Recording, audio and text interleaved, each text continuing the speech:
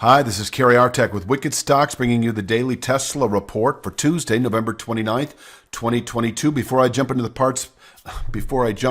the charts, I just want to encourage you to please click like if you haven't already. Clicking like each and every time you watch the daily Tesla or daily Apple report helps us out a great deal in being found on YouTube when people search for Tesla or Apple analysis. Also, subscribe. Subscribing to the Wicked Stocks YouTube channel will provide you notification each and every time new content has been uploaded. Let's take a look at the charts, just backtracking a little bit, showing you that we did test long-term support, targeted long-term support, I might add, following a early October sell signal that occurred in this vicinity.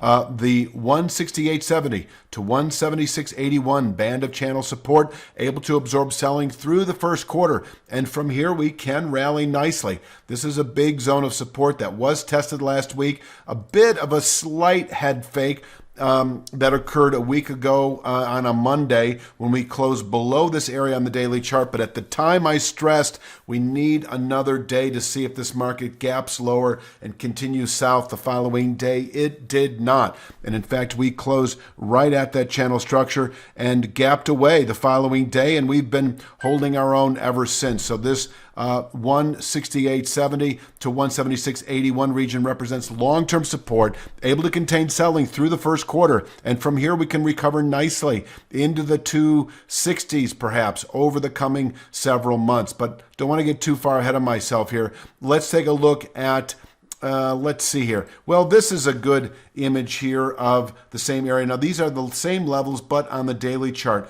189.88 is our daily resistance. We can top out here for the day at 189.88, and from there fall off perhaps into the 176.81 down to 168.70 region on the weekly chart within several days, within a day or two.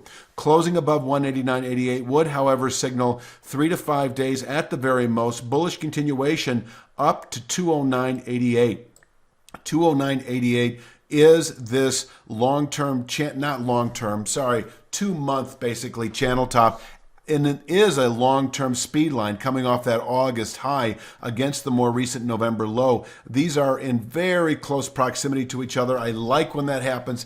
It's sort of a kind of a double zone of meaningful resistance. So closing today above 189.88 is actually closing above this formation, as I've been saying, after having tested long-term support in the 168.70 to 176.81 region last week. Closing above this 189.88 channel top is considered an eventuality within the week by Friday's close. And if we do happen to push or open today above 189.88, 200.82 is in reach, and that is the pullback high that occurred in mid-November before we sold off the following 5-7 trading days.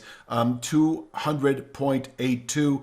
That could be about it for the upside for the day if we happen to push or open above 189.88. But also know that closing today above 189.88, a good swing trade, by the way, up to 209.88. This would be a 3 to 5 day buy signal. It could occur within 2 to 3 days. The 209.88 area able to contain weekly buying pressures when tested, possibly into later December, as I say. So we could fall off from 209.88 for the following couple of weeks, back into the long-term support zone between 168.70 and 176.81. And then, of course, closing above 209.88 would indicate the mid-260s within probably 3 to 5 weeks. And that is shown actually here, 263.71. These areas need to be fine-tuned. If we get the buy signal above 209.88 over the next week or two, then I will definitely fine-tune our target. But is presently 263.71 if we close above 209.88. I will say this,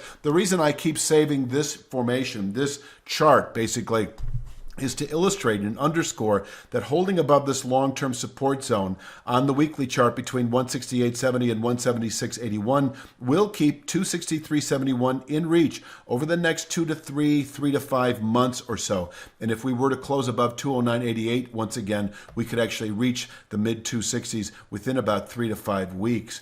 Just so you know, a wickedstocks.com membership delivers regular daily video analysis in the SPY and Triple Q, weekly video analysis in the S&P 500 index, the NASDAQ 100 index, and a U.S. Treasury ETF, and 2 individual stock pick videos every week. Check out our other content by clicking the link below. Now, downside, let's talk about the possibility of closing below 168.70. Now, truth be told, it needs to be at the end of the week, Friday. And it needs to be below 168.70 by a 1% margin, which is 167.01. You can see that here. 167.87 is the low settlement price on the daily chart from last week. So closing 167.01 or lower on Friday does tip this market south. I mean, it's already heavy. Let's actually rephrase that. Does set off a secondary sell signal that should then play out into January. I will emphasize that a mere daily settlement in the same area is, yes, an actionable sell signal, 167.01 or lower today. And by the way, I don't expect to see this. This would be a pretty impressive sell-off today. But if we were to close at 167.01 on an intra-week basis, that is sort of a tentative sell signal. In other words, actionable, but we're going to see how the rest of the week plays out. But in the interim, closing below 167.01 would allow this 150-133 trend line within 3 to 5 days. That would be about it for the week. But overall, as I say, closing below 168.70 by the 1% margin of 167.01 would signal bearish continuation into the 110s, 120s. And that is found here, 115.85 to 127.55. This becomes a 1 to 2 month target if we close Friday 167.01 or lower. But until then, we have hit long-term support, and we can turn up from here, not only into next week up to 209.88, but over the next several months into the mid-260s and then some as we move into later Q1. Please click like each and every time you watch the Daily Tesla Report. It helps us out a great deal. Subscribe to our channel. You won't regret it. You'll be notified each and every time new content has been uploaded. That includes the Daily Tesla and Apple Report each and every day. You have a great day. I'll be back tomorrow with Wednesday's Daily Tesla Report.